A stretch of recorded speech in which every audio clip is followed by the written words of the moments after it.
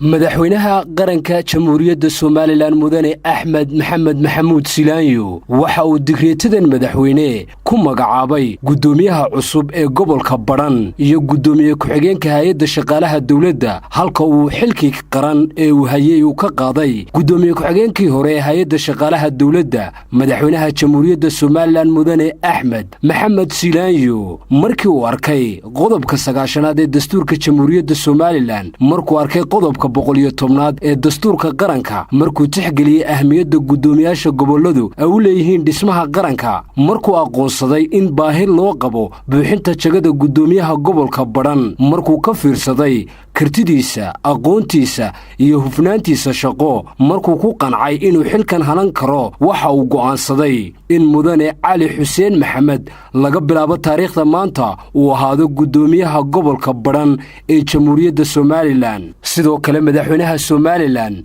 markuu arkay qodobka 9aad farqadiisa 3aad ee xarafka ja ee dastuurka jamhuuriyadda Soomaaliland markuu tixgeliyay ahmiyadda hay'adda shaqaalaha dawladdu ay u leedahay dhismaha qaranka markuu arkay in baahi loo qabo buuxinta jagada gudoomiye ku-xigeenka hay'adda shaqaalaha dawladda markuu ka fiirsaday kartidiisa aqoontiisa iyo hufnaantiisa shaqo markuu ku qancay inuu hanan karo xilkan loo magacaabay madaxweynuhu wuxuu go'aansaday in mudane Cabdikariin Maxamed Xaaji Cali laga bilaabo taariikhda maanta uu ahaado gudoomiye ku-xigeenka hay'adda shaqaalaha dawladda ee jamhuuriyadda Soomaaliland madaxweynaha qaranka Soomaaliland waxa uu xilkii ka qaaday mudane Maxamuud Cabdilaahi Xarbi gudoomiye ku-xigeenkii hore ee hay'adda shaqaalaha dawladda isagoo madaxweynaha Soomaaliland digreetadan ku yiri waxaan kaaga mahadnaqayaa muddadii aynu soo wada shaqaynay xilka qaranka ayay dabcigeeda tahay inay meerto noqoto oo kolba cid hanan karta loo dhiibo mas'uuliyadda qaranka sida darteed waxaan gartay inaan ka qaado xilkii gudoomiye ku-xigeenka hay'adda shaqaalaha dawladda ee jamhuuriyadda Soomaaliland haddaba waxaan ka rajaynayaa